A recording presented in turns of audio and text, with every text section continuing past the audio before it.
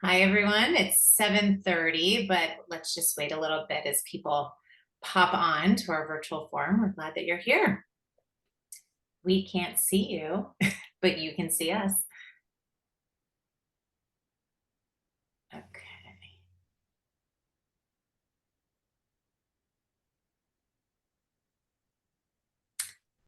All right. Welcome, everyone who's joined us for this virtual forum about the bond referendum. I am Mindy Opper, and I'm the president of the North Caldwell Board of Education.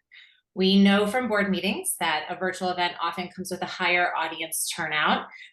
We do have some people that come in person, but it's usually only one or two people. We have found that our online participation is much greater. So holding this forum over Zoom allows us to generate a recording for anyone who doesn't have the chance to watch tonight. The reason why we're not doing hybrid is it also gives us an opportunity to have the presentation be in a way that everyone can see and understand it. And we have learned that hybrid is much more difficult. So we have some guests who will share important information for the voters in advance of the referendum. That is Tuesday, September 26th. So let me introduce them. Dr. Linda Frieda is the superintendent of schools here in North Caldwell, and Dr. Frieda has been a resident of North Caldwell for 40 years.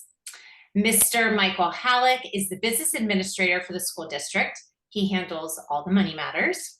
And we are especially pleased to have Mrs. Kristen Gramata. She's a first grade teacher and reading specialist at Grandview, and she's going to be able to give us a classroom perspective on the improvements that are proposed. Fun fact, she moved to North Caldwell after teaching here for many years.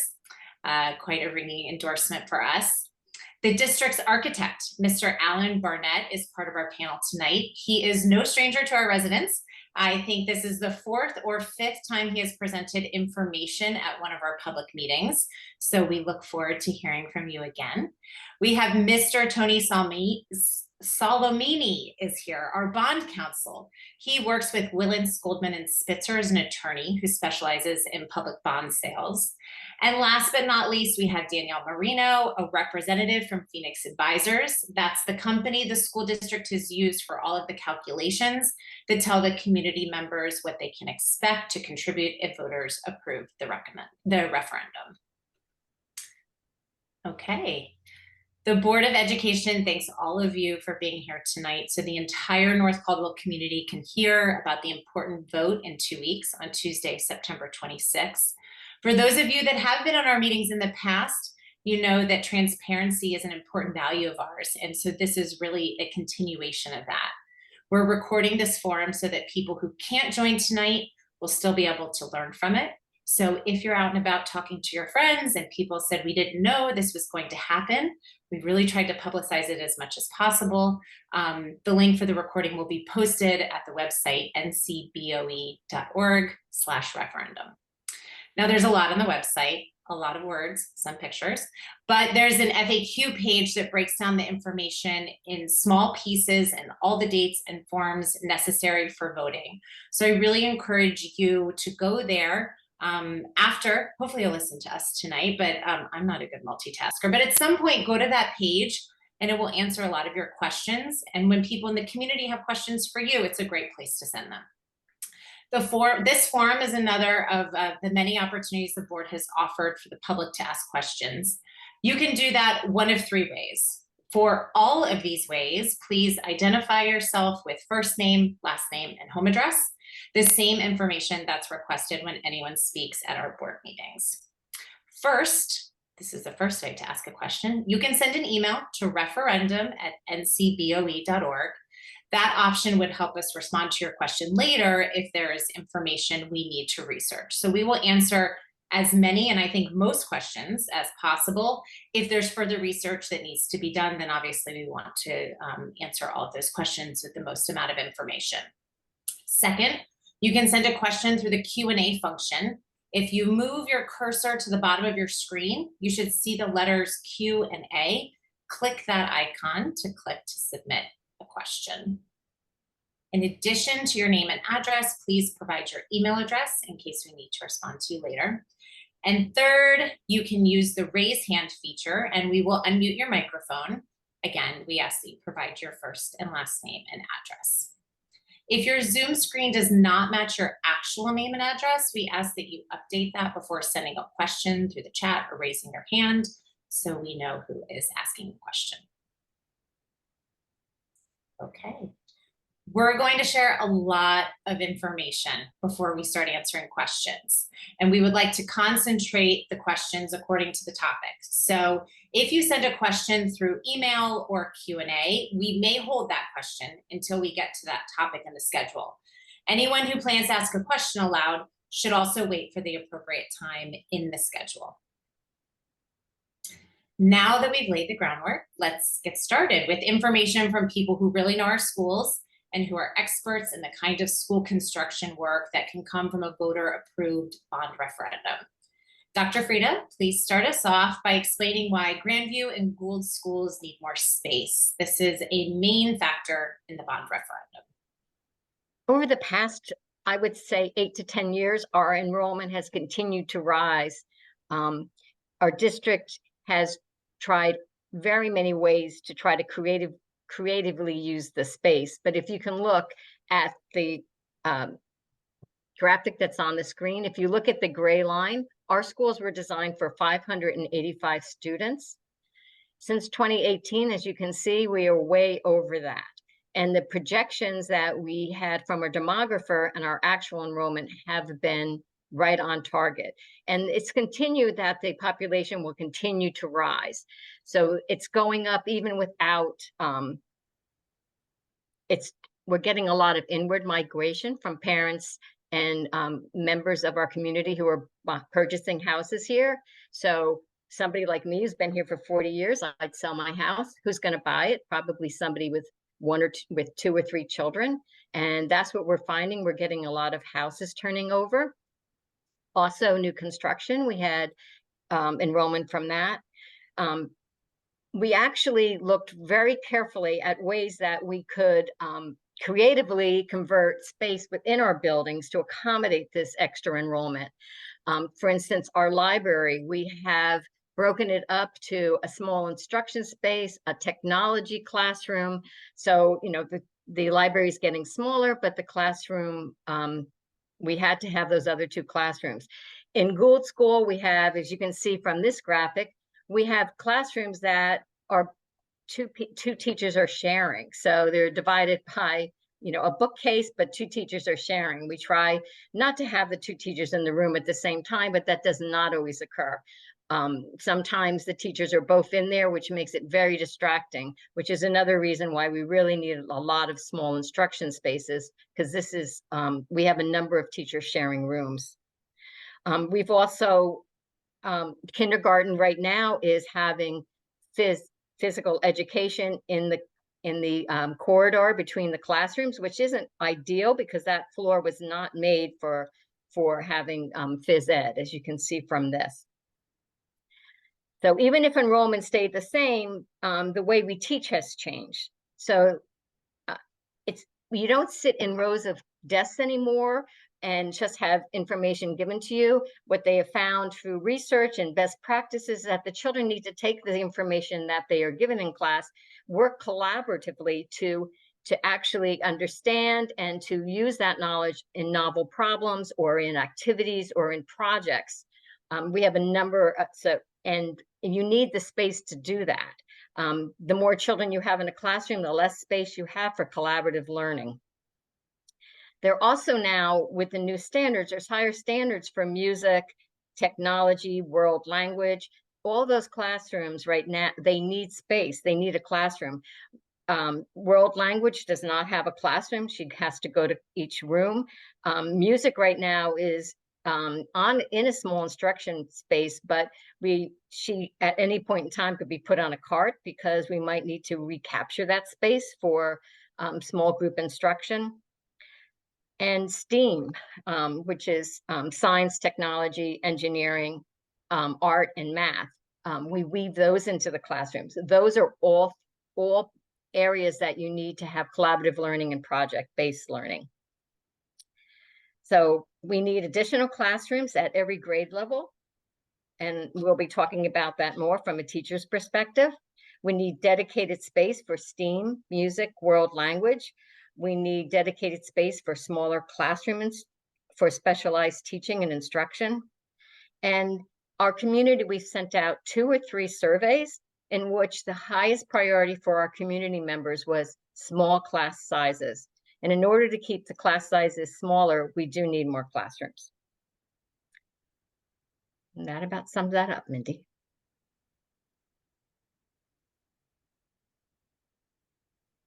I was trying to be quiet. Before Yeah. we turn it over to Mr. Barnett, I just want to jump in. I can see we have a hand raised. As I said, we're going to hear some information before we get into questions, but we will get to you, I promise.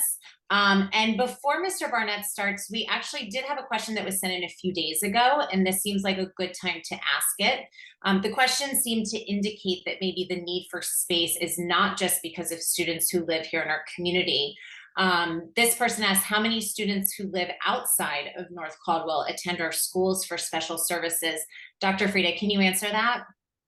We do not have any students from other districts who are attending our schools for special services.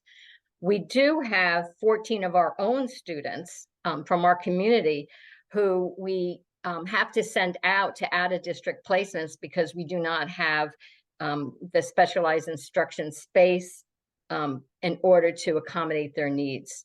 So that cost is quite high in terms of tuition, busing, those needed services.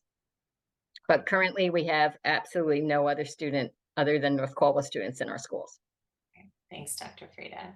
Now let's give our attention to Mr. Alan Barnett of DeCara Rubino Architects. Mr. Barnett, your firm specializes in schools construction, and you've worked with North Caldwell District for how long? I think I'm going on 12 years, maybe 12 years working in the district on various projects. I know we've been working on this in particular since 2017 or 2018 is when we started the initial planning for this. It's nice to see that it is coming to not just interim conclusion, let's say, as we near the vote in a couple weeks.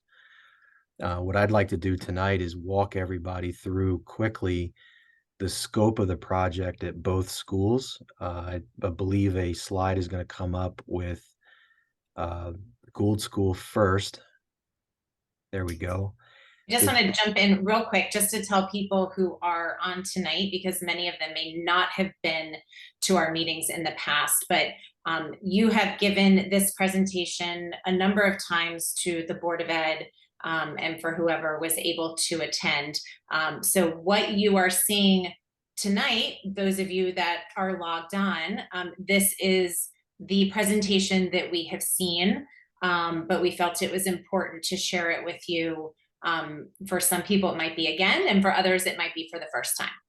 So go ahead. Thank you. Okay. So to make it easy on everybody that's watching, I'm just going to go down through the numbers, and you can follow along. I think that's gonna help everybody as I talk about scope. So starting with area 1, that's connecting the Gould Gap. I think is a buzzword that's been floating around. That's connecting the 2 buildings, the Gould School with the original Mountain School. Inside of that will be a 2-stage vestibule entrance, a new main office, support services, and a STEAM classroom, as Dr. Frieda stated, that's a need of the district.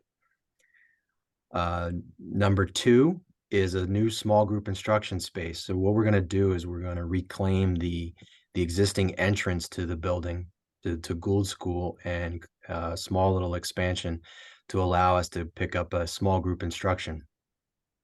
If I slip up a little bit tonight, I go by SGI for small group instruction. So if I slip up and forget to say it, the entire description, and SGI is a small group instruction.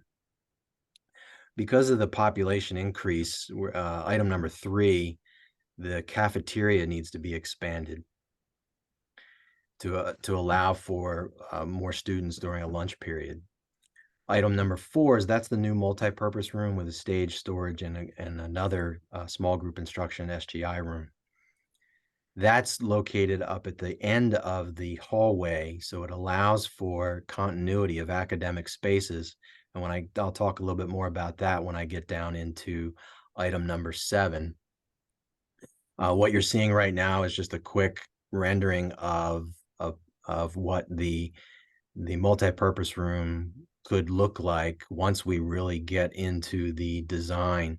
Up until this point, everything has been more at a schematic level, but as hopefully on the end of September, I get a very excited phone call from the Board of Ed telling me it's time to proceed with design and construction documents. So this gives you an idea of what we could be looking at as the multipurpose room. So then we get into the renovated areas. So number 5 is there's a classroom that is being used as an SGI with the bookcase between. So we'll actually make that space into two small group instruction. One will be speech therapy and one will be small group instruction. Item 6, that's the existing main office that we're going to be renovating into yet another small group instruction space. Now, when I talked about having the multipurpose room at the end, item number 7 is where the existing multipurpose room is now. The only way number 1 could occur is actually create a corridor link between Gould and Mountain Avenue School. And to do that, we needed to go through the existing multipurpose room. So, but what we were able to do is pick up 4 academic sized classrooms, a storage room, and some technology offices. We'll talk about a little later on some of the facility improvements that are going to go on to this school as well later in the presentation. If we could go on to Grandview now. Okay, so when we talk about Grandview, again, I'm going to go by the numbers. So number 1 is a new multi-purpose room, again, stage, storage, and area, but this one's going to have two academic classrooms that kind of come down and wrap around the existing cafeteria. Both of the multi-purpose rooms between Gould and Grandview are going to be sized identical, so that there is ability to be able to carry both simultaneous. Let's see, number 2, we're going to be picking up 4 new preschool classrooms, and that again is at the end of the academic wing. Number 3, this goes in hand with number 1, because number 3 is again the existing multipurpose room.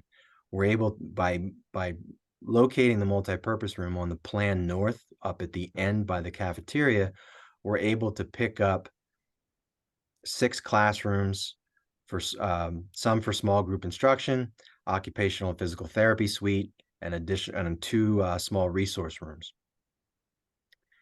And then to round out the interior renovations is a new vestibule, new secure vestibule at the entrance, and renovation of the main office. So what you're looking at now is a rendering of back to Gould School as to what the new link would look like from the road. So you see the new entrance, the new canopy, covered canopy. The windows to the left of the covered canopy are the new admin offices, and then the existing building would be on the right. Do we have any others? I think we might have one of the back. Yeah, we just have one of the back of the Gould School as well. So this would show you that the loop that goes through actually now gets closed off. Off to the right of that would be where you would head back to the outdoor classroom, which has the large gate or entry. Mindy, I think that would wrap up the scope for the renovations and the additions at this point. Perfect. So I know, Alan, you've worked with us as long as, I've been around for those last 5 years. And, we approached this issue of school expansion as the district's needs increased because space got tighter, our building systems got older, and we did everything we could to improve security short of actually changing the building structure, which is what we are looking to do now. So before I let you off the hook for the moment, a few people sent in questions ahead of time that I'm hoping you can answer. The first is, how can these additions and renovations be completed while children are in school? This is really a concern, I think, of current parents, Sure. particularly those with young children. Sure. Can we pull up, let's pull up Grandview. Let's pull up Grandview and I can talk and show you how we strategize additions with our firm. Great. So if you look at the bulk of the construction is going to happen in areas 1 and 2. So we look at those and we say, okay, well, we can build those areas during the school year. We try and take advantage of certain periods of time, of course, the late June, July, and August. But in areas 1 and 2, we're able to build against the buildings without really disrupting the operation of the school. Areas 3 and 4, well, areas 3 can't be done until area 1 is complete. So when we look to do the construction documents, we'll put in milestone dates that area 1 needs to be complete by a certain period of time, which has allowed area 3 to begin working on. Area 4, same thing. What we also try and do is strategize the best ways to get areas 3 and 4 completed during the summer months, so that, again, because now they're working inside the building, we want to minimize that disruption to the district and the students. We target, when you have an addition that goes up against the building, we target those areas that are making the punch throughs, right? Where you're connecting to existing corridors, or you're connecting to different pieces of the building. We put on there that put into the construction documents that scope of work happens during the summer months. Again, so that it doesn't disrupt the operations of the district. Great, thank you. The next question that was sent to us was, the surveys showed the community valued low class size. Dr. Frieda, who were those surveys sent to? The surveys were sent over, they were separated by quite a few years, probably 4 or 5 years separating them. And they were sent to members of the school community. At that time, we were building the budget, and we had to see what the community prioritized in order to ensure that the budget reflected what our community values were. And that time, small class sizes were the primary. Also, I've had parents call me up on numerous occasions to ask about the class sizes.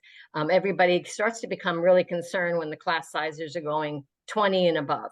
And we do get phone calls from that. We've also had parents at Board of Education meetings that have asked about our class sizes. So this is not something that just came up in the survey. It's something that we hear constantly. Everybody's concerned about the small class size. And as you know from research, especially the STAR study, which was the seminal small group and small class size study, that small class sizes, and when they talk about that, they're talking between 16 and 18. They're finding that that is the most critical piece for laying the foundation for a child's future academic career. And that's why we have prioritized that. All right, we're going to take a question from someone who has their hand raised.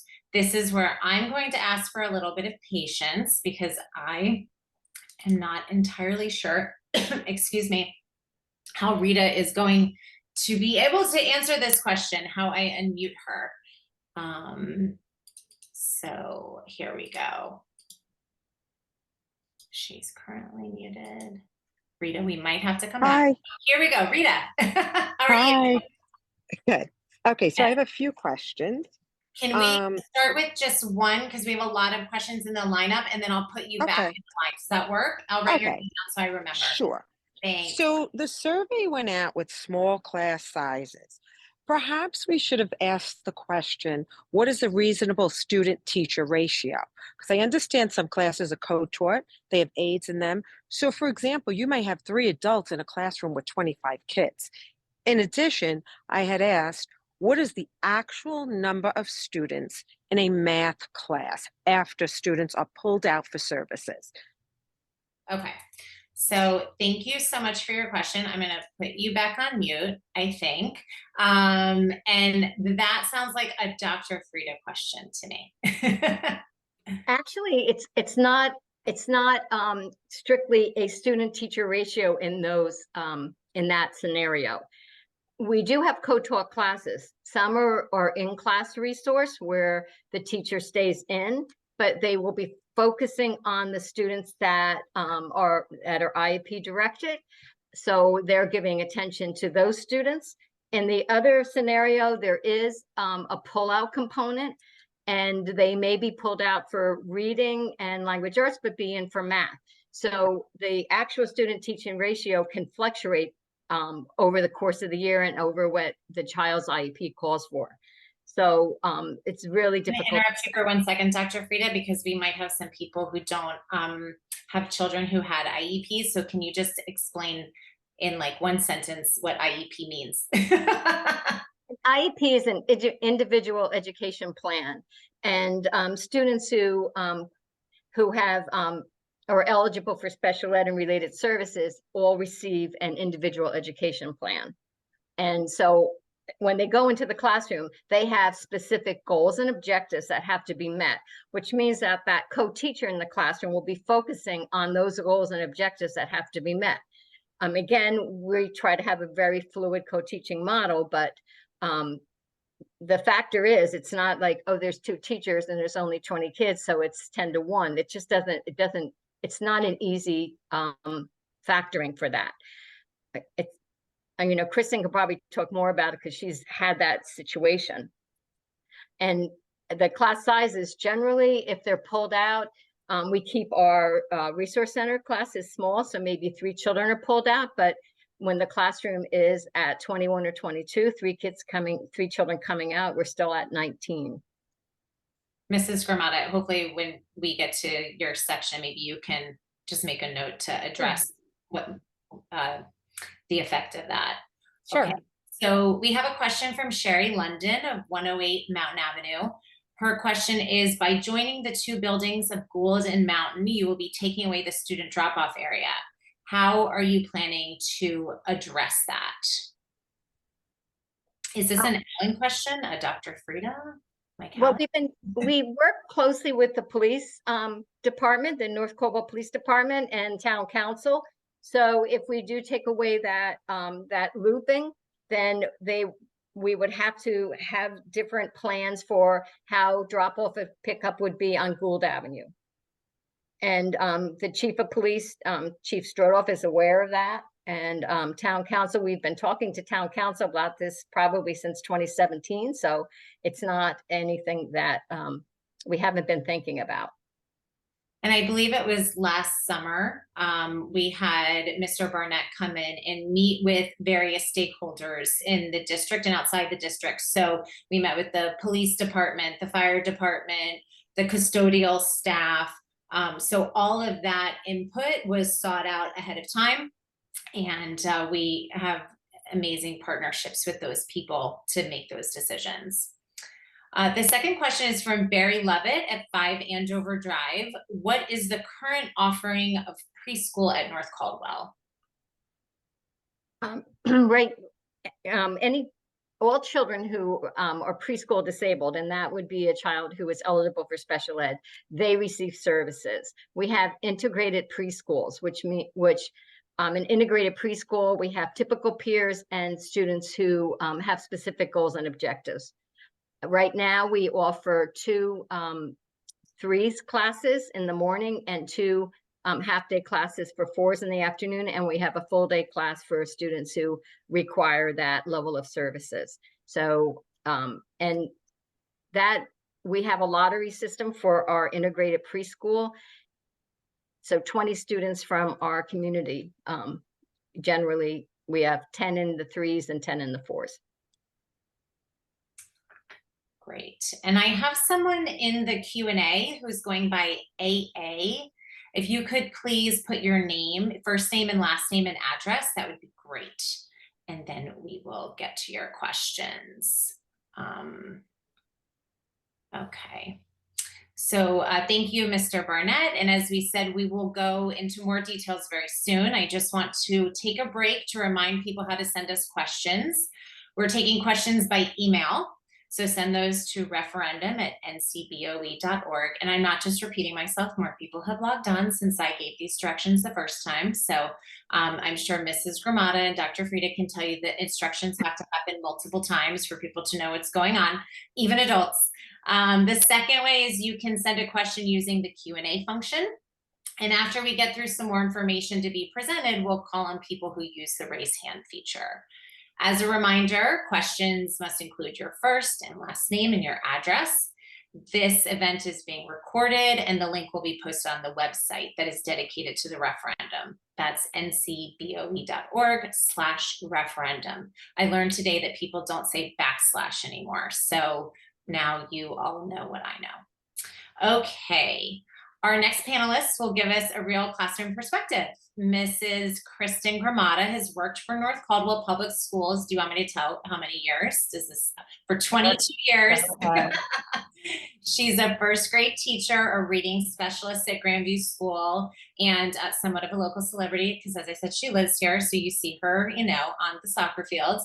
Mrs. Gramata, I think some people have the impression that 1 or 2 students could be added to a classroom without making much of a difference. Mm-hmm. Can you share your perspective with us about why it matters?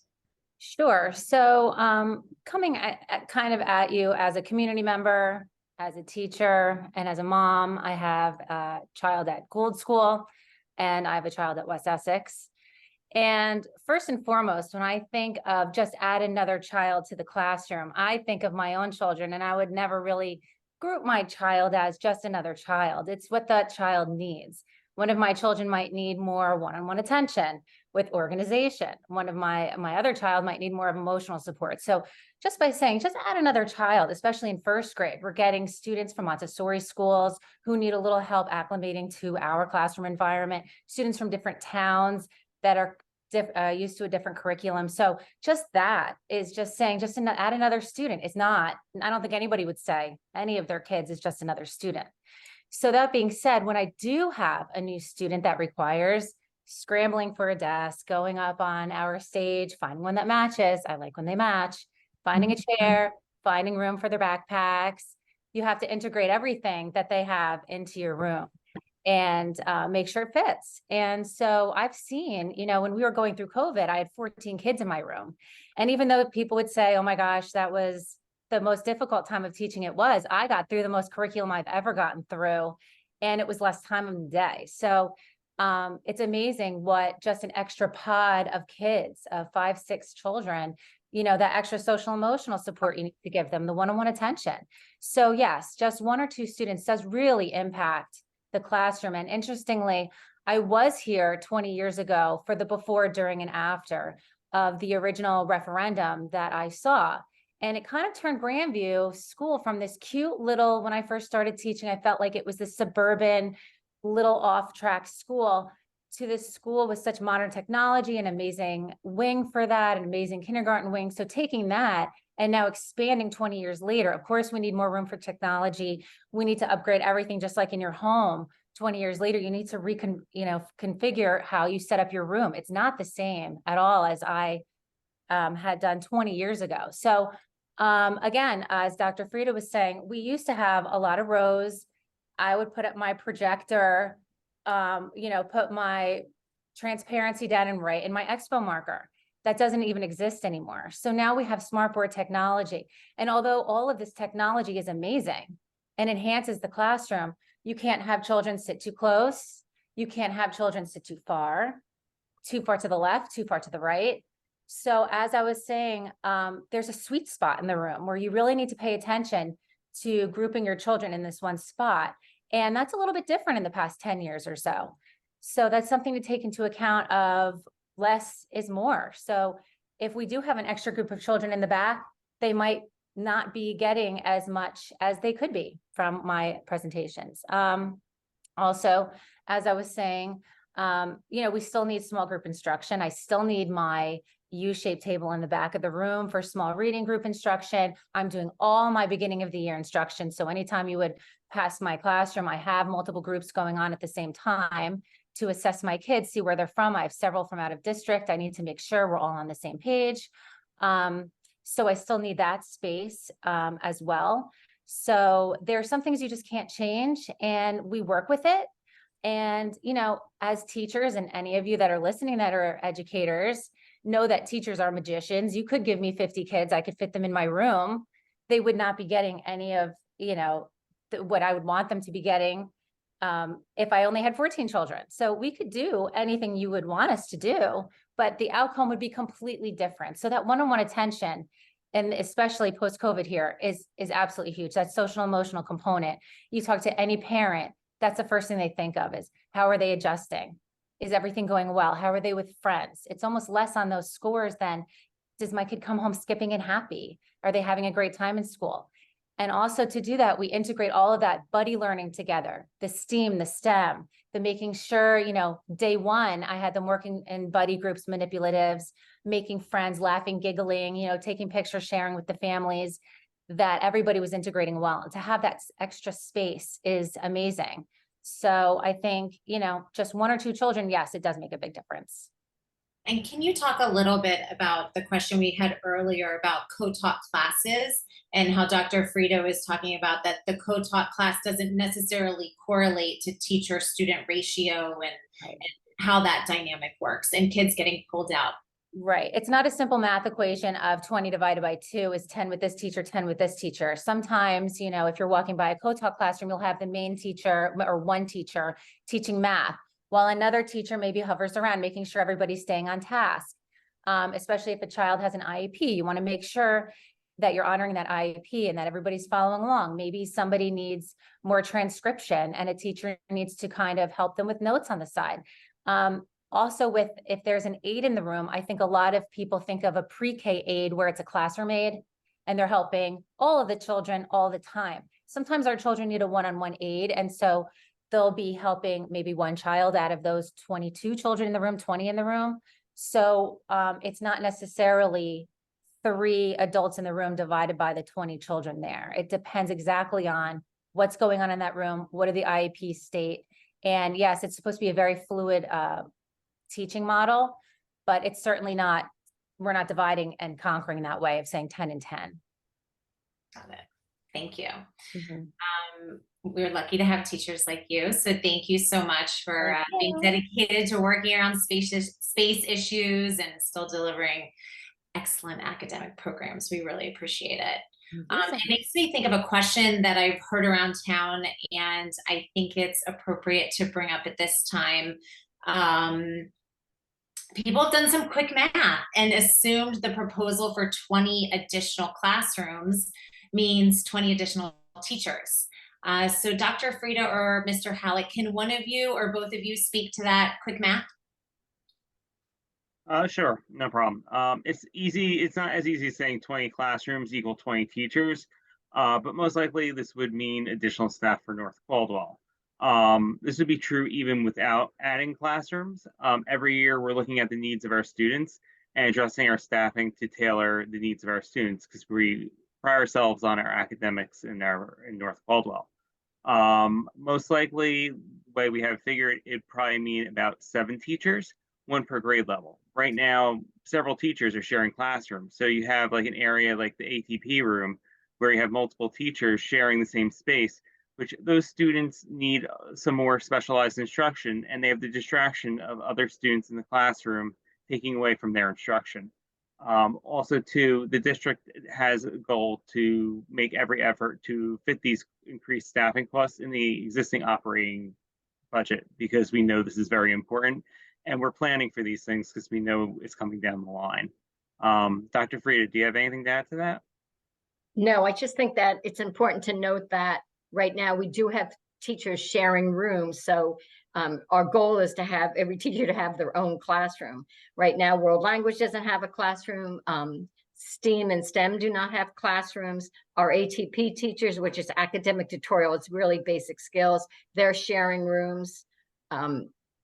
So where the goal is with those extra classrooms, we have the teachers already on staff and it just allows them to have a teaching and learning environment that is conducive to learning so that the children aren't distracted, that they can spend more time on task and that they can make academic and social and emotional progress. Also, Dr. Free, I remember about a year ago, we were down to final hires for an additional world language position, and person decided not to come to our district because they wouldn't have a dedicated classroom. Yes. That's the first thing they ask. Well, I have my own classroom. Interesting. Mm-hmm. Thank you. Let's see where we are. So let's get back to our schedule of topics. We want to be sure to cover everything we need to. We plan to end around 8:30, but I want to assure you, everyone, we will continue answering questions from the public after this point. For those of you that were with us in the COVID world, we often did back-to-back Board of Ed meetings on the same night, and we will be here as long as you have questions. So please know that that's the case, but for the moment, we just want to stay on topic and on schedule. So our next topic is security. As I said earlier, the Board of Education has made some great strides in keeping the staff and all 700 plus children safe every day.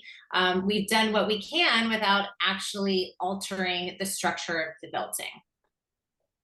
So as we move into the topic, the referendum proposes taking important next steps as it relates to the building to increase security. Mr. Barnett, can you explain more? Sure. When we look at the security of the building, it's first off, it's the main entrances. So when we build the link between the two Gould and Mountain schools, we've created that entrance point. When I talk about a secure entrance, meaning that if you've gone to the school or visited the school in the past couple of years, you know that you have an intercom system where you're buzzed in. But once you're buzzed in, you in essence have ability to go through the school. What's being proposed is you do get buzzed in, but you get buzzed into a vestibule or a hold, let's call it a holding area for lack of a better term. At that point in time, you'll do any kind of screening background. You let the office know why you're there, and you'll actually go through the main office before you get into the school proper. When we talk about security as it relates to the multi-purpose rooms, we've designed them in the location at the ends of each of the wings, so that these areas can be controlled off hours, so that should the district open these facilities up to the community, there's a control point at the corridor which does not allow the public to go into the school in the off hours, but still be able to maintain or still be able to have access to the multi-purpose rooms. Great. We have a question from Arastu Manshadi at 238 Park Avenue. I do just want to tell you it's an important question, but it is a sensitive question. So if you have little kids around, it is about the security upgrades. So maybe cover some ears. I'm wondering the details of the security upgrades, specifically upgrades regarding gun violence. I guess I'll take that one. Yeah, if you could take that one. Sure. As we design the buildings and the entry lobbies, it's a balance, right? You want to convey that the schools are open and inviting, but at the same time, it's a level you want to have a safe environment for the students. We've been installing a product called the Armored One. It's a glass film product a film that goes on the glass. It doesn't make it bulletproof. It makes it impact resistant, right? So when I say impact resistant, yes, a bullet can still go through it.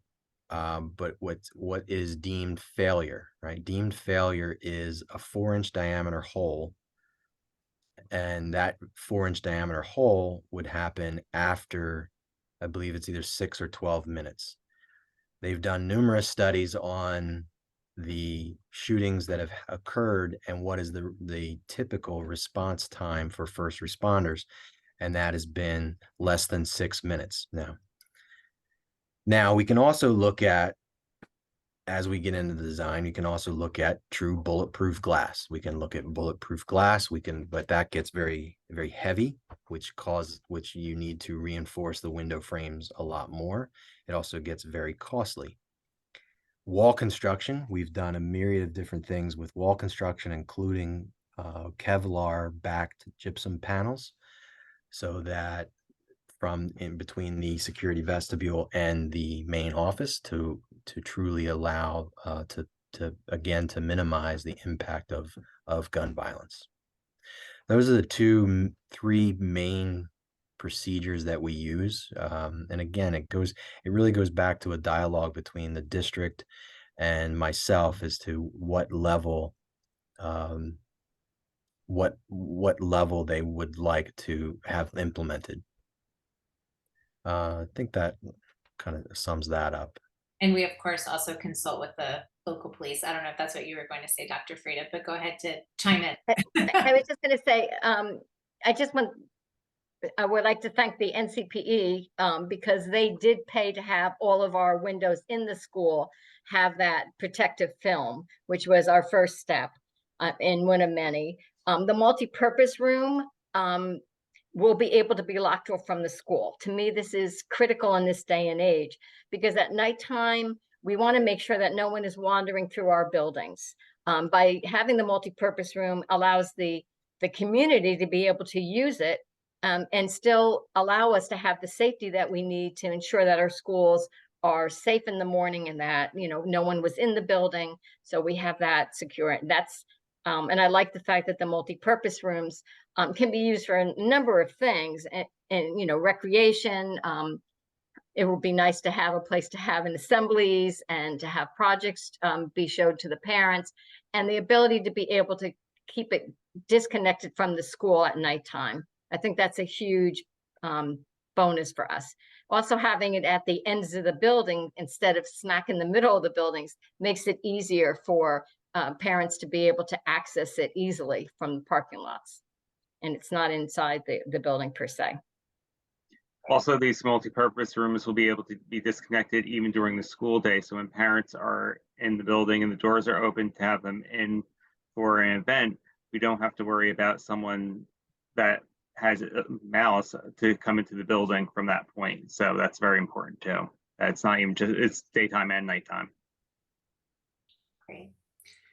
We have a question from Diane, but we need your last name and address. So if you could please go to Q&A and give us that information, we can get to your question. I will move on to a question from Diane Russo at 17 Colony Drive. Regarding safety, since construction will be taking place during school hours, this I think relates to Diane's question. So Diane, if you don't want to share your last name and this answers your question, you don't have to. Will all workers be required to submit full background checks and confirmations of I-9s? Will they be confirmed full-time employees of the designated construction company? I think that's a question for you, Alan. Yep. Mr. Barnett. Yep. We write that into the specifications that background checks are required by the construction companies.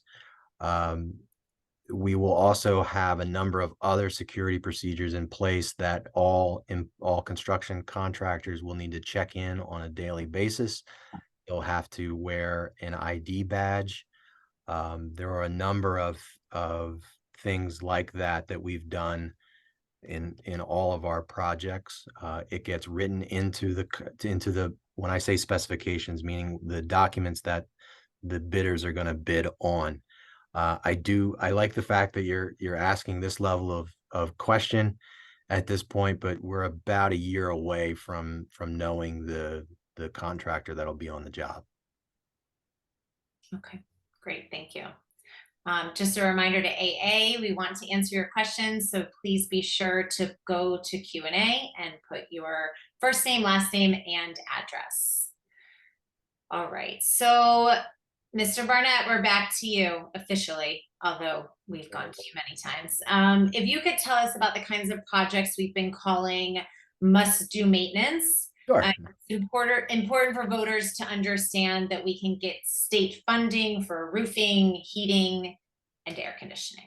Sure. So the scope at Gould is a roof replacement, a boiler replacement, heating and ventilation and air conditioning, and in all spaces, electrical upgrades. We're need that for the air conditioning upgrades, as well as a fire alarm upgrade. The scope at Grandview is a roof replacement, HVAC installation in all spaces.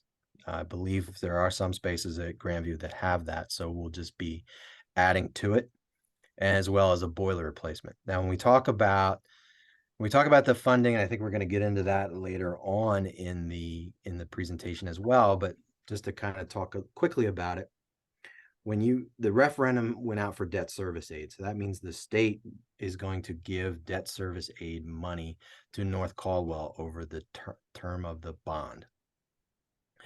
When the state approves debt service aid for renovation projects like the facility improvement projects that I outlined, you automatically get the 40%. 40% is the maximum amount that the state will give you for debt service aid on those type of projects. They also give you the 40% on renovation work. So when I explained early on what the projects were that would be renovating in those spaces, you get the automatic 40% on things that are done inside the building. Yeah, I think, that's the extent of the facility improvements at both schools. And we'll probably have to mention that again, because I know for me, I had to hear that equation many, many times before I fully understood that there are certain parts of the project that we get more money back from the state. This is money that we as taxpayers pay into, but we can't get it back unless we vote on a referendum. And that certain design decisions might have been made to maximize the dollars that are coming back to our community. So we are headed into the financing part of our conversation tonight. So thank you, Mr. Burnett. You're off the seat just momentarily.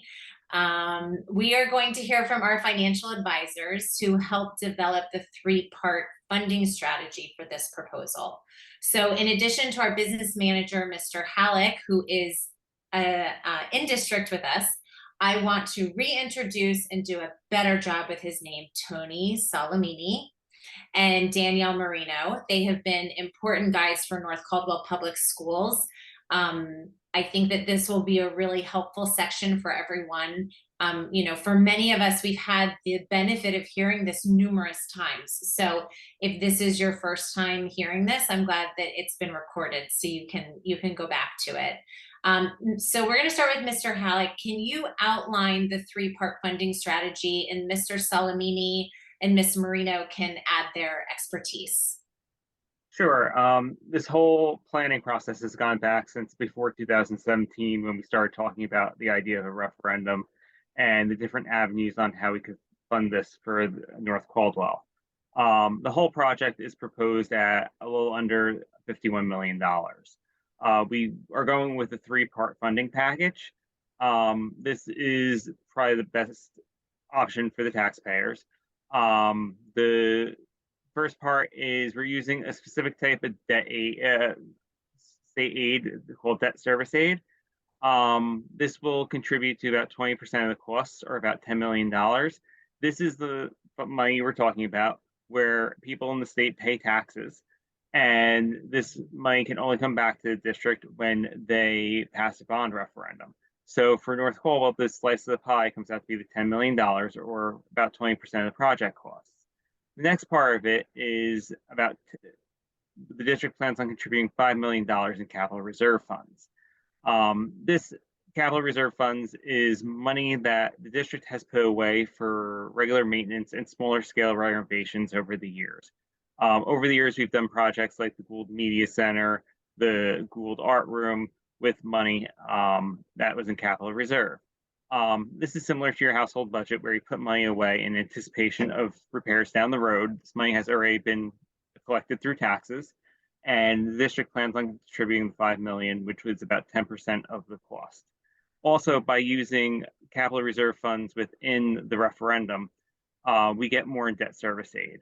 We get more use out of our dollars because the state helps fund renovations and items like HVAC and our roofs and all these items, which we were going to do anyway. By putting them in the referendum, we get state funding. And then the last part of the plan is the district seeks voter approval to sell bonds.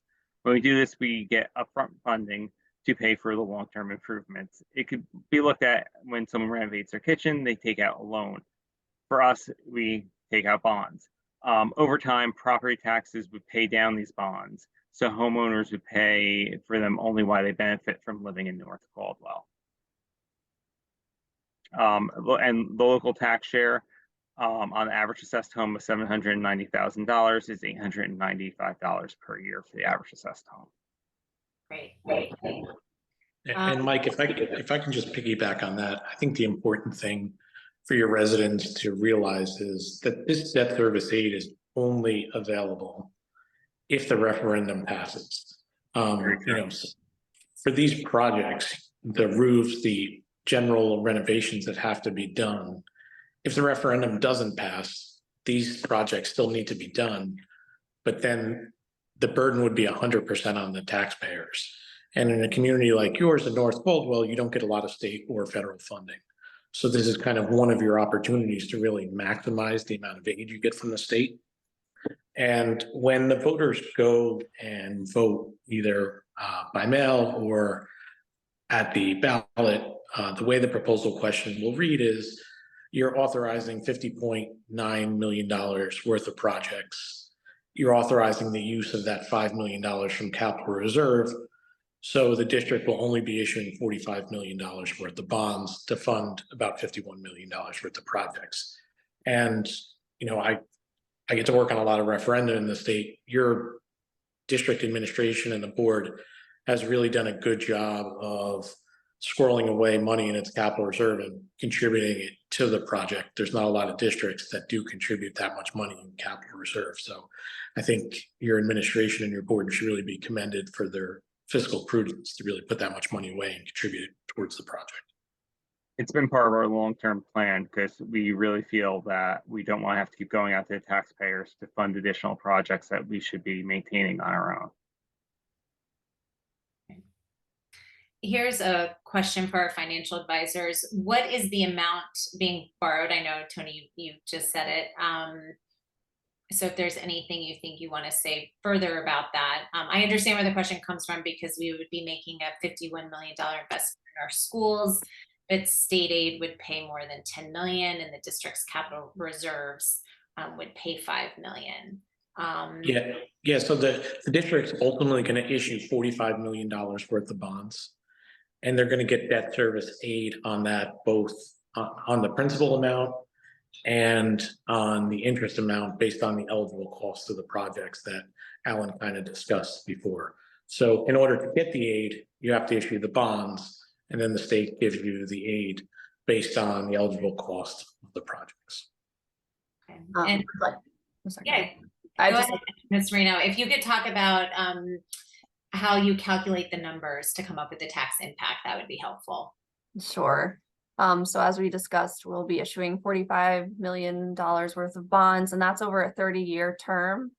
And the $895 would be every year for that 30-year term, as long as you're living within the district.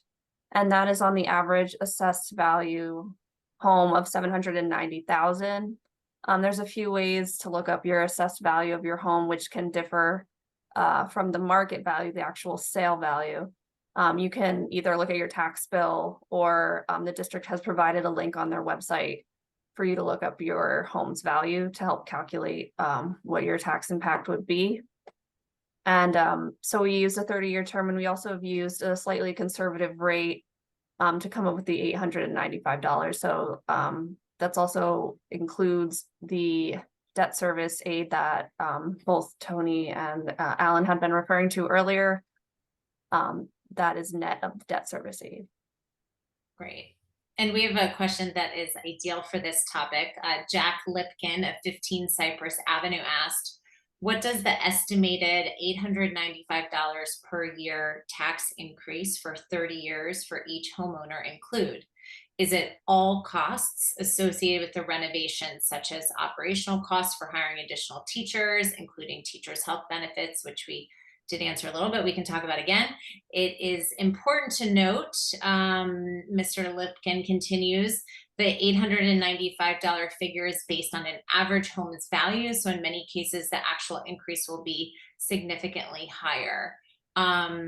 Ms. Marino, if you could just clarify again the part about one's home value and why and how that might be confusing. This is one of the biggest misconceptions I've actually heard out in the community. People have attempted to determine their tax impact, and they're using what they think, you know, comps on their street have sold for, what they think the market value is. So if you could just talk a little bit more about that, and Mr. Halleck, if you could talk again about the operating budget. Or I'll just jump in. The assessed value of your home is how your tax bill is calculated. So that's sent out every year, and you can also ask the township or for information regarding your home value, which is something that they use to calculate their taxes, but it doesn't change based on the market values that of the houses that are sold around you necessarily. So that it's important that you look at your tax bill or refer to the website to understand exactly what the assessment is for your home. Great. And Mr. Halleck, if you can talk about the operating budget and teachers' salaries and health benefits, please. No problem. As I explained earlier, the 20 classrooms do not mean 20 teachers. A lot of our existing staff does not have classrooms, or they're teaching doubled up in a classroom, or they're using an office space, or, you know, we converted some storage closets into academic areas.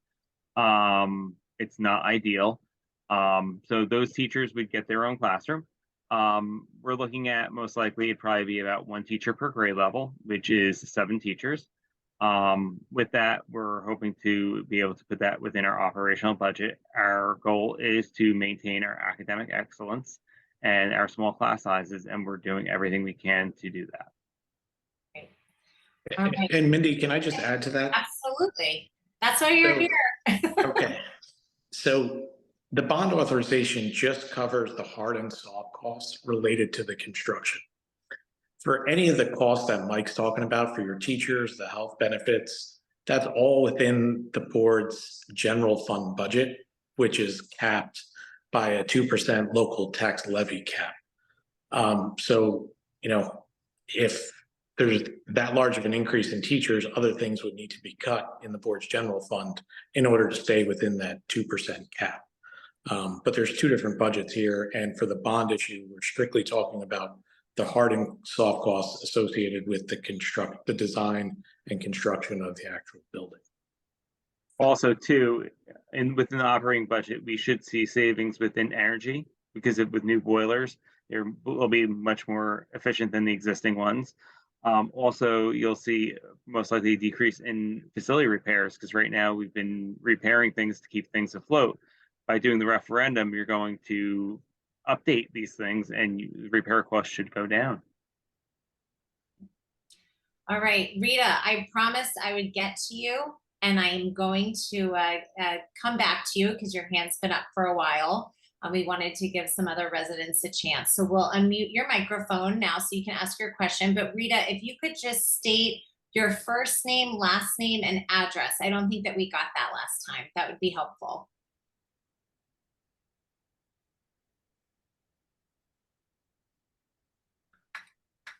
Rita?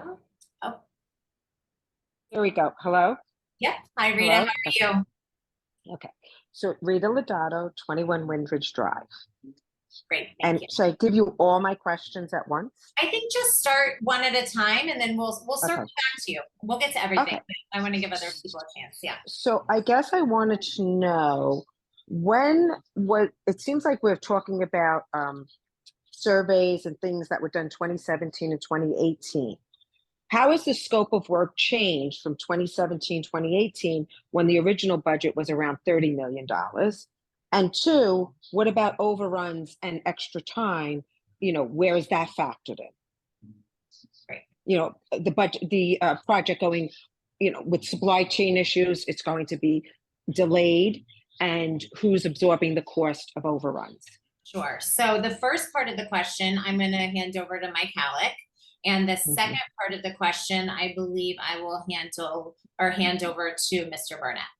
So Mike, do you want to answer the first part of that question? So the costs of the project are, when we go out to the voters with this question, we cannot spend $1 more than what's in the question. So when we have approved the $51 million, if the project comes in at $55 million, we would have to change the scope of it. However, that would not happen because we have built enough protections within our planning process that we've accounted for inflation and items like that. So we should not have that problem. Thanks, Mike. And if you could just answer the first question about what happened to the cost estimates after the plan, I believe it was 2018 that was. Okay. So the Yeah. original plan that came out in 2017, 2018, that was when we were still in the exploration phase of expanding the schools and we were looking for community input. Over time, things evolved. We had additional enrollment, we had COVID, and we realized the need for HVAC it wasn't an option, it was more of a need. We've had more children with 504s due to allergies and concerns like that. So our plan hasn't changed that greatly, but basically all the options started becoming more of necessities. Alan, do you have anything on that? And just real quick, it's hard to remember what life was like in 2017. Mm-hmm. The homes on the hilltop were not constructed yet, or no one had moved in. So, there had been some construction that had started, but that impact, it wasn't entirely clear yet. So it's hard to sometimes remember where we were at the time. I don't know, Alan, if you have anything to add about that. No, it was after that. I believe between 2017 and 2022, the district actually updated its demographic report at least twice, so that we always were operating with the most current information possible, and it relates to developments in town, both in planning stage and in things that had been completed. You would ask, the follow-up question of that was construction cost overruns and lead times. Is that correct? Mm-hmm. Yes. So when we do these estimates, my firm, DeCarabino Architects, we've been around for 25 years. And in those 25 years, our main focus has been education construction. So we do this type of work every day. So we know what the current bidding trends are in school construction. But when we put together our referendum, our job, because I believe Tony said it and Mike said it, is we can't spend $1 more than what the voters approve the referendum to be. We need to take into account inflation. We need to take into account any possible scenario of what would cause this project to cost more than what say a bid taken a year ago would be. We're a year out from taking bids. So we build cushion into the cost estimate. We try and stay within reason, but we also want to make sure that the district is covered. We also have a thing built into a project estimate is called contingency. And on a project like this, of this size, we're carrying 12.5% contingency. So what that does is that again, is a safety net for the district should something happen. Now, when we talk about construction, the bidder is the bidders that submit a price to bid this work and to be selected contractor. They're going to give us a price, right? For easy numbers, let's just say $50 million. That's their number. Well, for the duration of the project, that's the number they have, right? They can't come back and say, oh, I ran out of money. I need $5 million more. No, they're going to try. They're going to try and do change orders, and they're going to try and do different things like that. Again, that goes to the contingency side, right? As anybody's renovated their bathrooms, their kitchens, and they open up a wall and they start to say, we found this. Well, where does this get covered? This gets covered in that contingency fund, so that the district can feel safe that we have unforeseen items addressed. There's also little things we do in the construction documents to make sure that we're covered from that standpoint. Lead times. As we design the project, we look at lead times. Now, lead times for air conditioning units are getting extremely better than what they were 2 years ago. No longer are you waiting 14 months for a unit ventilator. You're now waiting back to the 8 to 10 week mark, which is normal. Big item is still going to be your electric, but we target those items during the design. And also, once this project gets awarded, we work with the construction manager and the contractor and say, hey, you've got new switchgear, you've got new transformers, you've got unit vents. Where are your purchase orders for those? So that we stay on top of the contractor, so that he can't come at the 11th month and go, hey, I haven't ordered these yet. You guys, oops, sorry. That's our firm. That goes back to more of our firm philosophy and how we run a firm and stay proactive during construction. My role, or my firm's role, once a contractor gets selected, is I don't disappear and say, hey, North Caldwell, you have fun. I'll see you for when I take the pictures of the building when it's done. We're in there through the whole process. We have construction administrators that their job is going to be on site 1 or 2 days a week, every week for the whole duration, so that we can confirm that the contractors are building the projects in accordance with the documents that we've laid out. So I think that kind of that addresses the cost and lead times. Yeah, thank you so much. Mhm. Everyone's been very patient as we explain all the various aspects of the referendum. We've already answered some questions from the community, and we have more to get to. As I said at the beginning, we plan to end this forum at 8:30, but we will stay on as long as it takes to answer the public's questions. It's really important for us to do that. Before we get to more questions, it's really important to be sure people know how to vote. We haven't even talked about that yet. If you are already a registered voter for other elections, you can vote in this special referendum. The date of in-person voting is Tuesday, September 26th. There's only one poll in North Caldwell in the lower level of Notre Dame Church, just like every other election we have, at 359 Central Avenue. And that location will be open from 6 a.m. to 8 p.m. It's also possible to vote by mail in this referendum. Some people have already signed up to have ballots sent to them for every election. If that's the case, then Essex County mailed those toward the end of August. If you have not received your ballot, then it's important to reach out to the Essex County Clerk's office. There is still time to get a vote by mail ballot sent to you.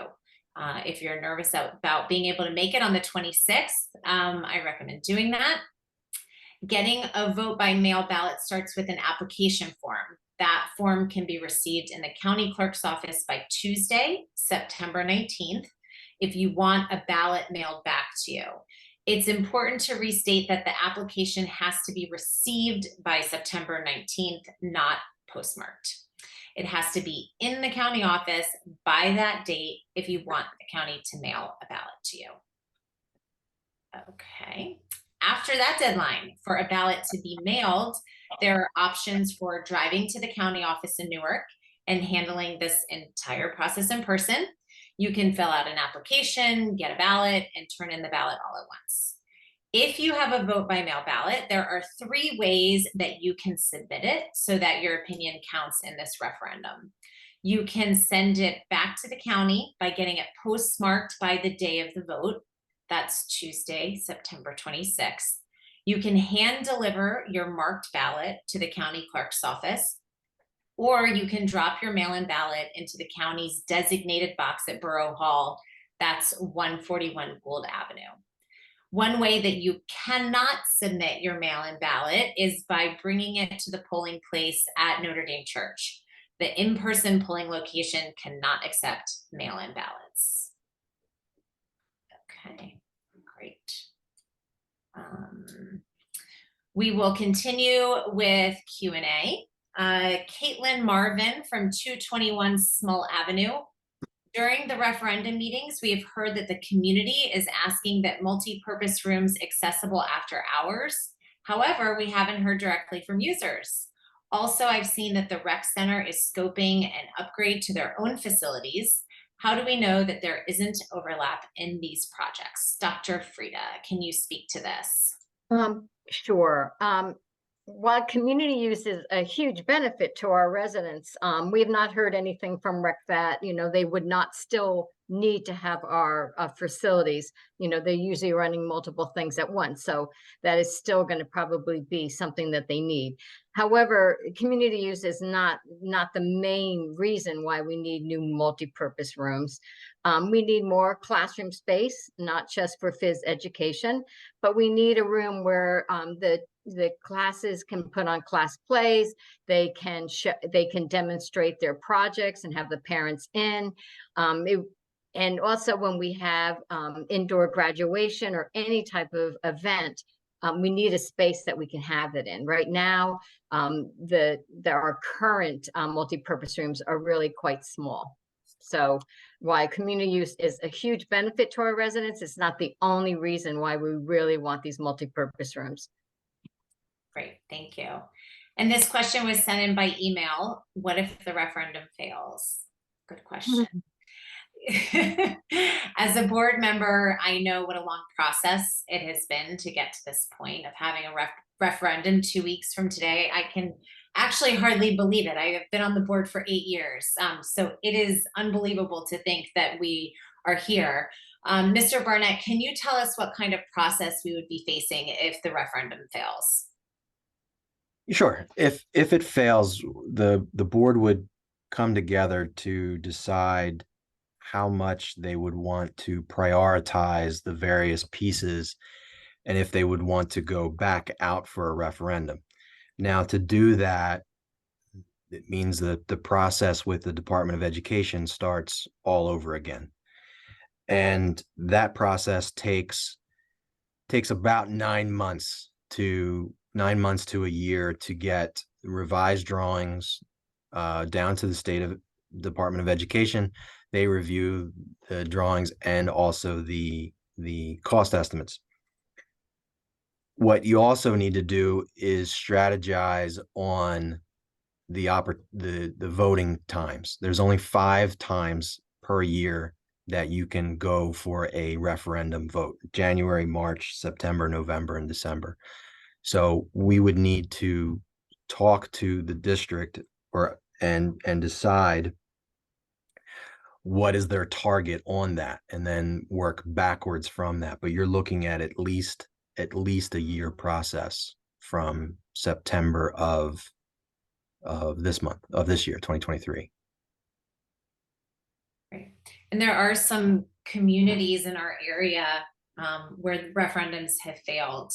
And I think the consequences from that, unfortunately, they weren't aware of the impact on the community. It's hard to understand what that looks like. Okay, we have a question from Samantha Holzberg at 8 Oxford Road. You have told us what the current pre-K offerings are. With the new addition of a dedicated pre-K wing, will be offering pre-K to anyone who wants to attend in the district, or will it still be a lottery system? Dr. Frieda, I think you're the best person to address this. Actually, the 4 preschool rooms will actually just be similar to the ones we have now. One of the preschools that we currently have is a classroom space. We'll be recapturing that for a classroom space. The other preschool, 3-4, is located in the kindergarten wing, so we'll be recapturing that for, you know, an additional kindergarten room. So the 4 preschools that rooms that we are building is actually will be a similar configuration to what we're offering now. Great, thank you. All right, I'm going to someone who has their hand raised, Stephen Kornman. We are going to unmute you so you can ask your question.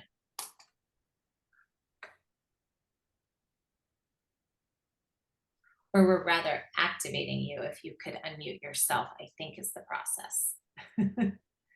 Can you hear me? We can. Hi, Okay. Stephen, how are you? Hi, how are you? Good. Hi, Dr. Frieda. I 3 Colony Drive, North Caldwell. I'm very impressed with the funding, actually. 20% in state aid, 10% from the Capital Reserve Fund, only 70% from local taxes. My question has to do with, and it would go to all panel members here. Was there any phased-in development over time considered here?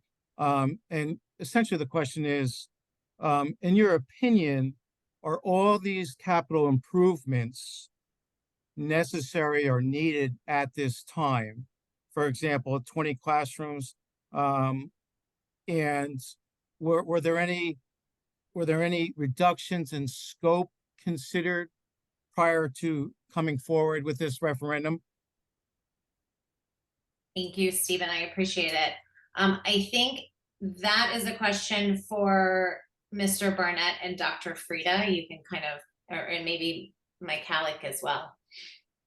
Whoever wants to talked about this since 2017, and I think we kind of adjusted the scope, but every time we look to take stuff out, there were a lot of dissatisfiers. We're trying to meet all the needs at the current time, and it really is hard because class size, well, I'll let Dr. Frieda talk about class size at the elementary level. That's her expertise. Let me go there. Well, when you say 20 classrooms, we're not talking about 20 full-size classrooms. It will be a combination of classrooms and small group instruction space. And right now, as we've said, in order to adequately, we do not have enough small instruction spaces for, you know, the population that we have now, and it just keeps growing. We have pretty much cannibalized every part of the 2 buildings. I mean, Alan has walked through the buildings with us to see any place that we could possibly build or take space away. And so we are at the point now where there is absolutely no other spot in our building that we can possibly recapture for any small instruction room.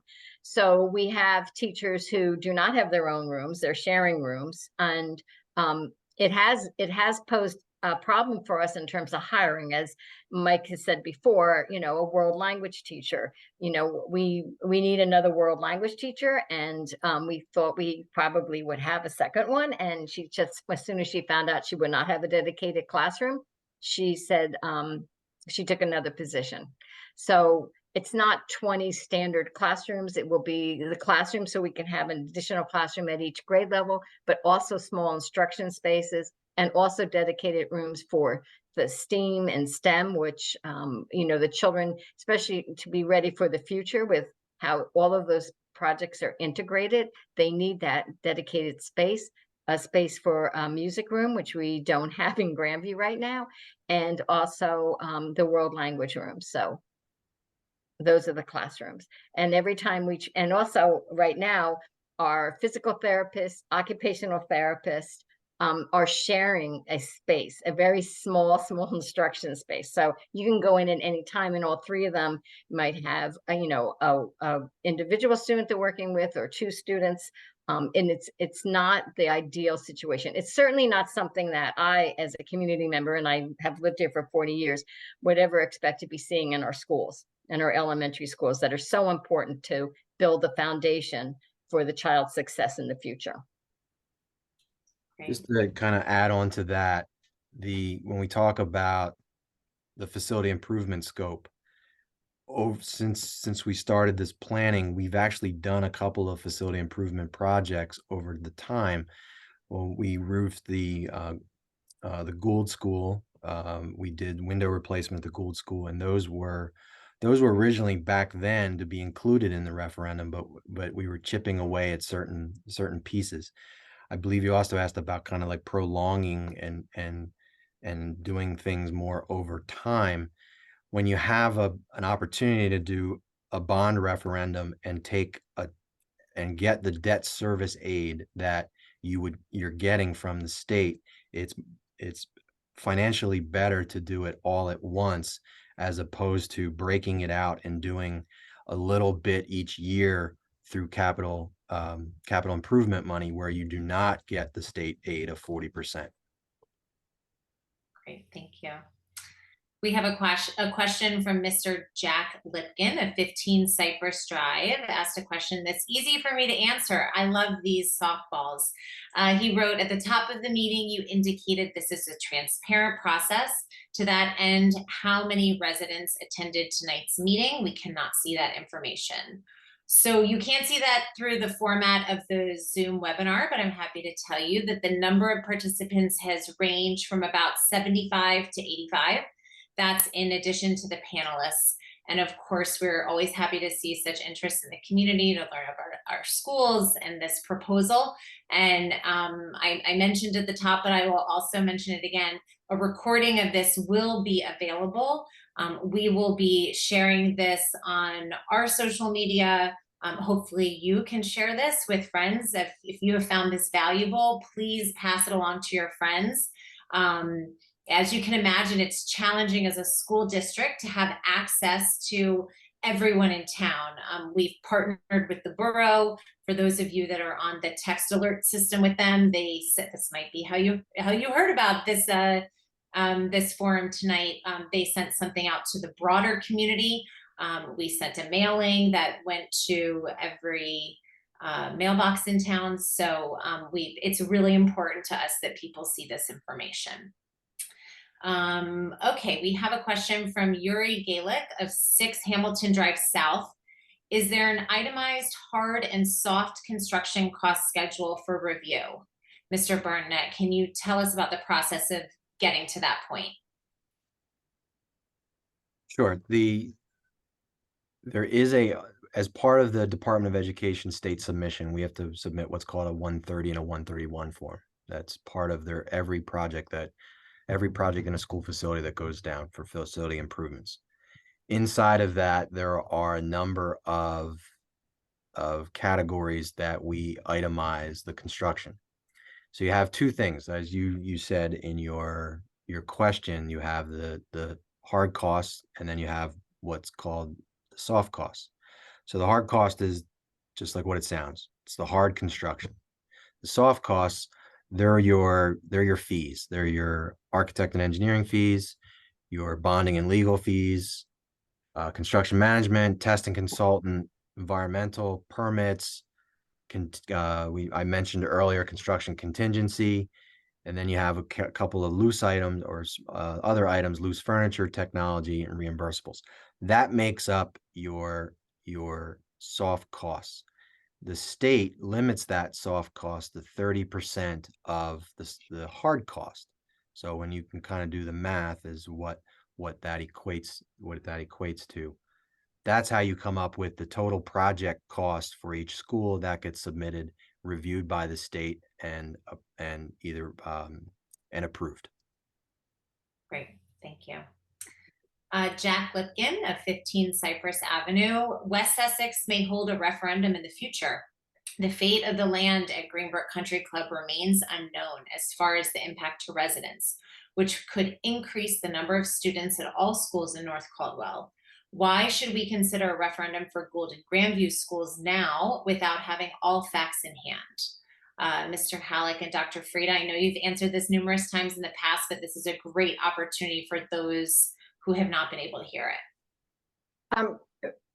We have a need right now. As you can see, our schools are designed for 585 students, and our demographic studies, we've had 3 completed, I'm sorry. And our projections are matching what they projected from the demographic studies, are matching what our enrollment is. As we talked about, we're getting a lot of inward migration. So regardless of whether or not West Essex goes out for a referendum, our need is right now. We need the referendum so that we can do all of the 3-pronged things, the security, the classroom space, and the needed facility upgrades, which are needed at this point in time. Yes, our facilities need upgrading, and the roofs still are going to need to be done. The boilers are going to have to be done. HVAC is going to have to be done, and it's going to be all on the local taxpayer versus having money from the state to do it. Great, thank you. I have a question from Amy Lours Franco of 3 Timber Drive. She says, please ignore, I've already answered. Approximately how many do we know, if any, children with special needs might be able to remain in district versus being sent out of district? Dr. Frieda. That's a difficult question to answer. We would be hopeful with extra classroom space to be able to have some of our students return to district. However, there's other students that we have right now whose needs are so severe that the schools that are best suited to actually meet their needs is an out-of-district placement. So it's a very difficult question. Obviously, our goal is always to be educating our students within our district where they're with their, in their neighborhood schools. And that's always our goal. And that's what we always strive for. So hopefully with the extra classroom space, we'll be able to, open up a self-contained classroom or, but again, it will depend on each child's individual needs. And that's how we do, that's how we address every student who's eligible for special ed and related services. We look at who they are as a person, where we can best meet their needs so that they can make the progress that we would hope they can make. Great, thank you. I'm going to call on someone who has their hand raised. Deborah Sacco Calderon. We have a visitor from out of town. Deborah is on the West Essex Board of Ed. So if you could unmute yourself, Deborah, that would be great.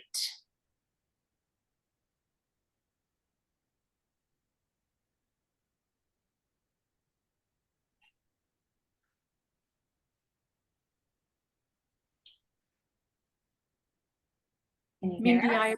Mindy, I apologize. Hi. No worries. How are you? I'm good, thank you. I'm just like a celebrity. Hardly. And if I am, I want to hide. I've just really, and I really taken a lot from your meeting. I appreciate it. It informs us because, as always, as one of your, your residents said, we are, the recipients of everything. And we look for, we look to work collaboratively with everyone. So I'm sorry, I must have raised my hand by mistake. No worries. No worries. Have a good night. We're glad that you joined. Great job, all of you. Thank you. Thank you, Deborah. Okay, we have Barry Lovett of 5 Andover Drive. What are the risks that can cause an increase in cost beyond the budget? We addressed this earlier, but it definitely bears repeating. I find that this is the single point that people don't believe me on. So, because it doesn't happen in our own homes, but it happens with state money and in districts, school districts. So Mr. Burnett, would you mind repeating your information about how cost estimates are made by your firm? Sure. As I stated earlier, we get a reverb? Okay. We handle school construction. That's 95% of our workload. And with that, we see what current bidding numbers are. Now, when I say bidding numbers, is state projects are required to go out to bid. So with that, you solicit bid proposals from various contractors, right? You could, on a project of this size, we could have upwards of 16 to 20 contracting companies that are interested in submitting a bid. So when they submit their bid and we look at it in relationship to what the current trends are, that's the number that they're obligated to hold for the entire duration of the project. Yes, there are items called change orders, and contractors love to play the change order game.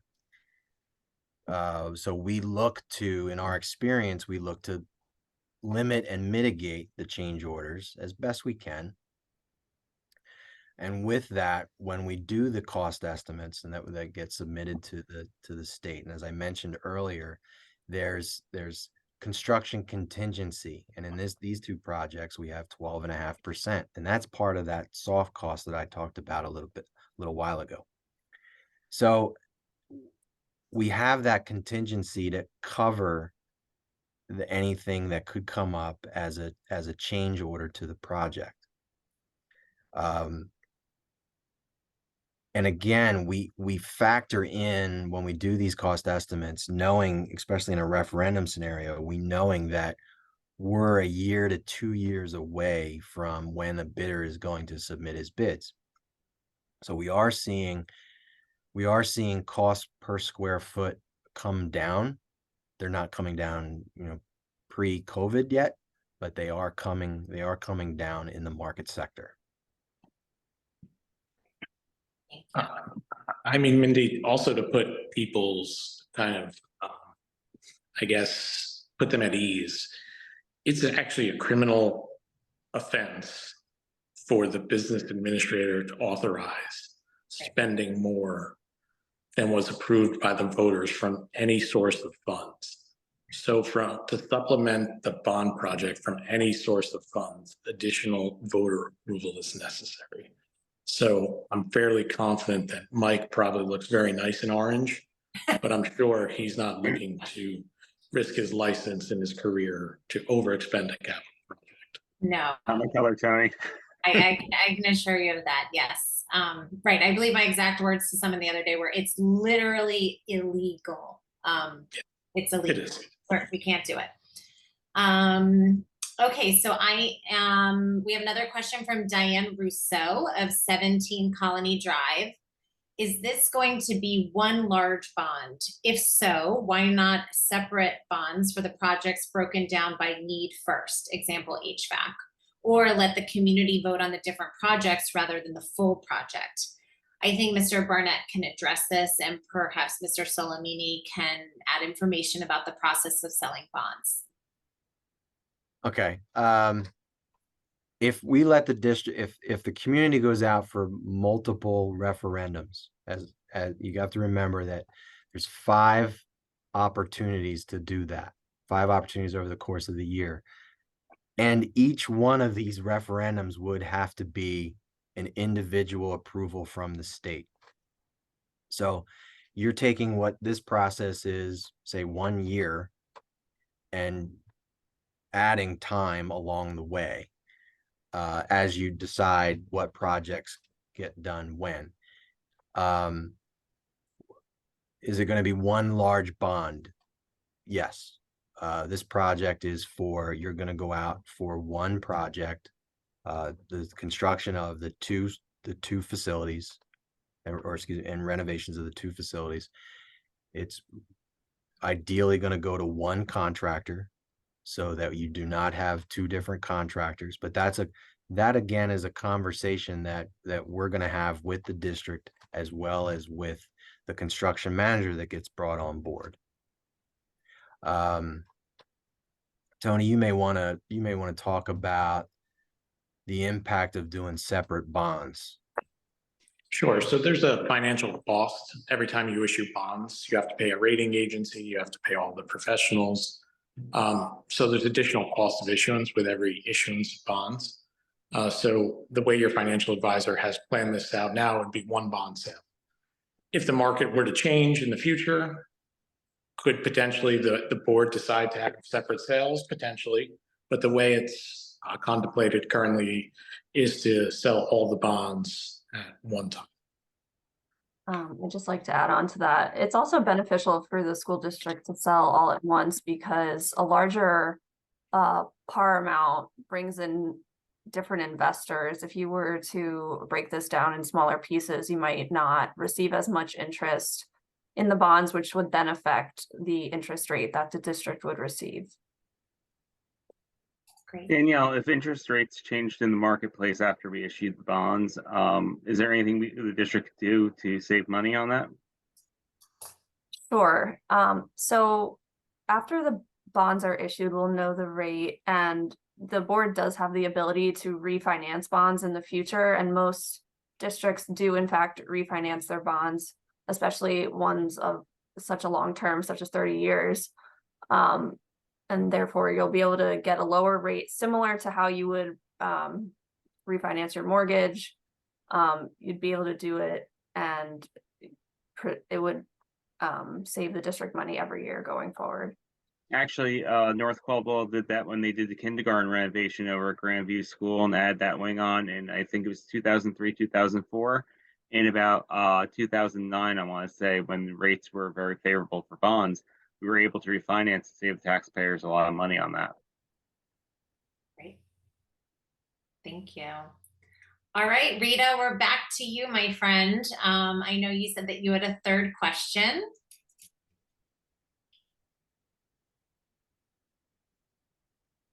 So if you'll just unmute, that would be great. Okay, can you hear me? We can. How are Hello? you? Okay, good. So I wanted to just first say that the school does do an amazing job with the students that need the services. I've seen it while my daughter was in school and the progress that her fellow students made. It seems to me, though, the demographic is changing a little, and a lot more students that require services are moving into town. This is why I understand from Ms. Frieda that this is why you need some smaller class sizes and things like that. I don't think anyone ever answered my question, which I had emailed and asked again tonight. For example, if you have a homeroom, a first grade homeroom, how many students are in it?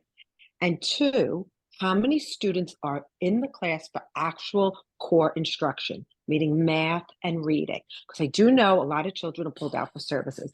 And lastly, Ms. Frieda mentioned that there were 14 out-of-state students, 14 students that cannot come to school because we don't have room for that. But it also could be because of their services, we don't have the requirements to meet the needs of those students. So it's not really that we don't have room for it. It could be a combination of both. But I really like to understand the actual number of how many students are pulled out and how many students are left in the classroom for instruction, because it seems to be paramount in everyone that they want small class sizes. So we need to know the actual numbers.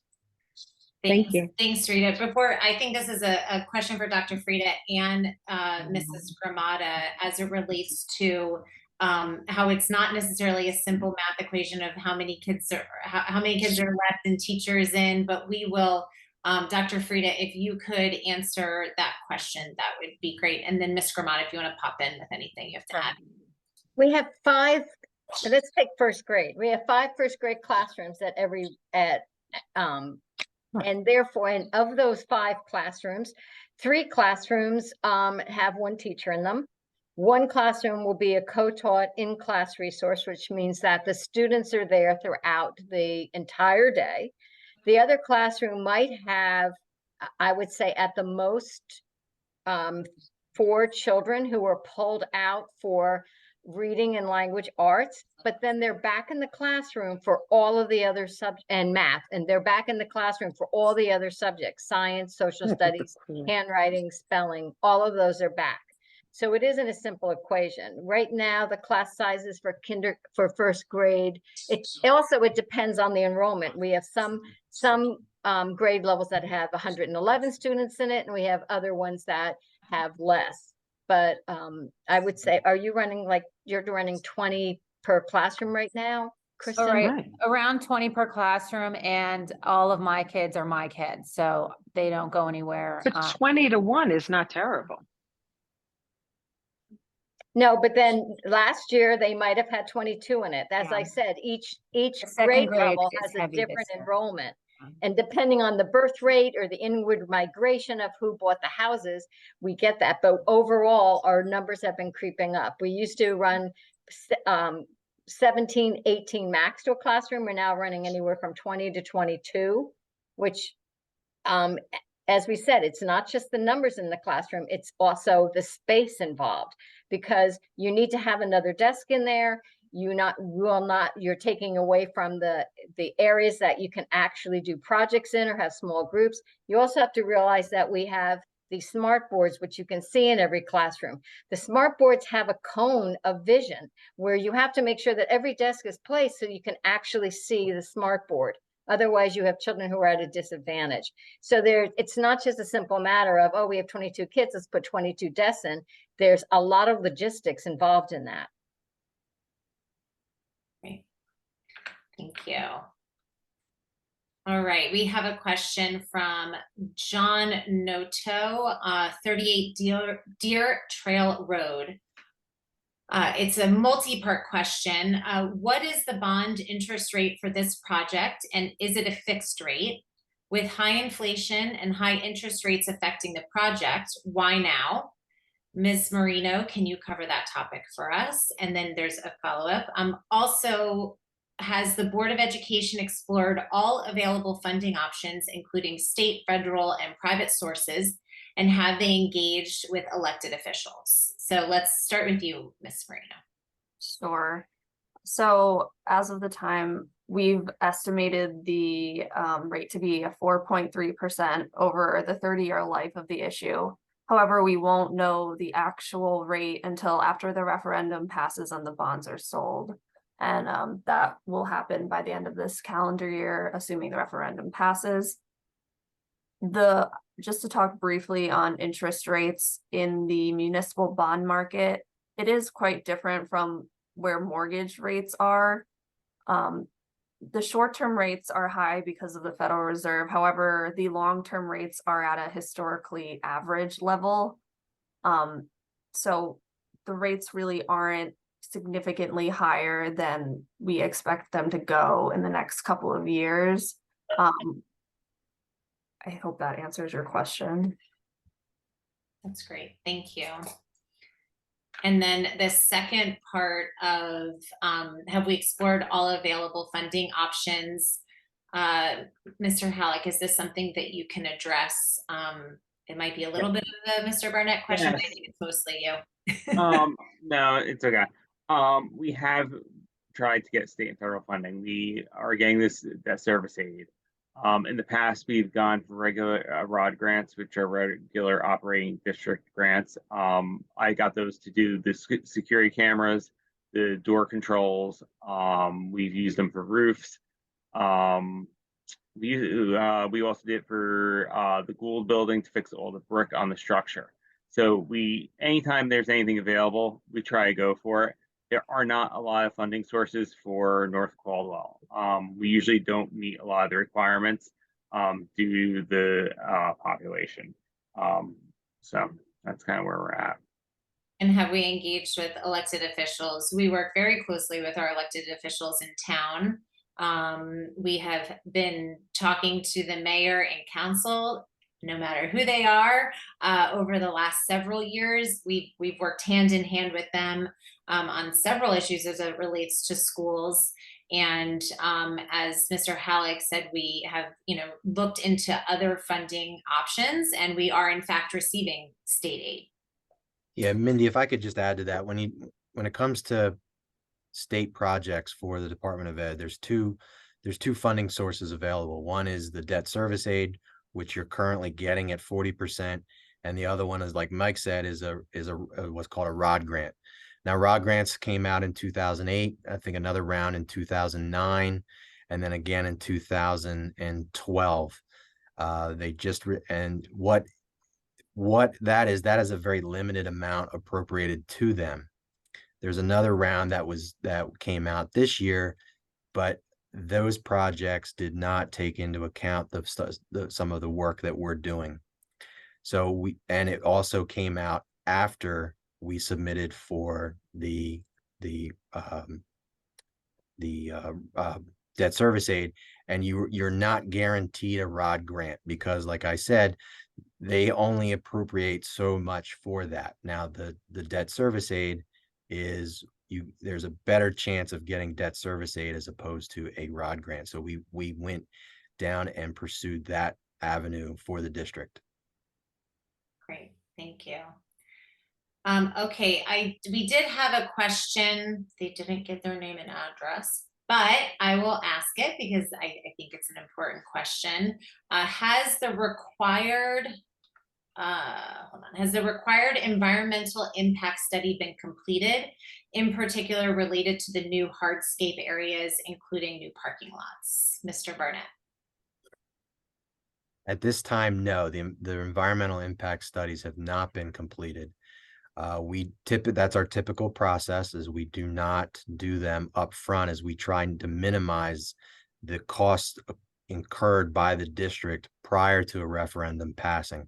A lot of those additional testing can get expensive for a district, so we try and work with the district to minimize those costs. Great, thank you. I will say historically, and maybe Mr. Burnett, you can talk to this, any construction that we've done, we are mindful above and beyond generally about the impact to our neighbors as it relates to hardscape, particularly new parking lots. Okay, so I want to thank all of our panelists, of course, for sitting in front of their computers for so long and asking all the questions tossed at them. I hope those of you at home weren't just sitting down and able to, potentially multitask.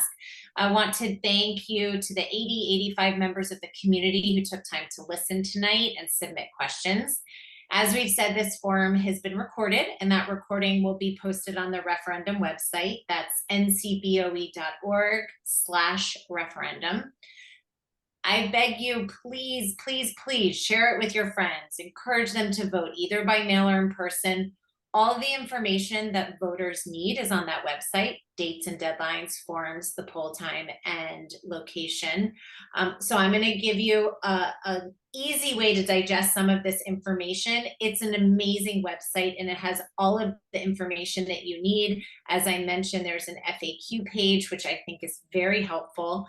There's also a 5-minute video starring some of the people on your panel, giving you information. So I would highly recommend watching that video if you don't have the attention span to dig into the website. So thank you again to everyone for learning more about this important referendum. Have a great night, and don't forget to vote. Thank you so much.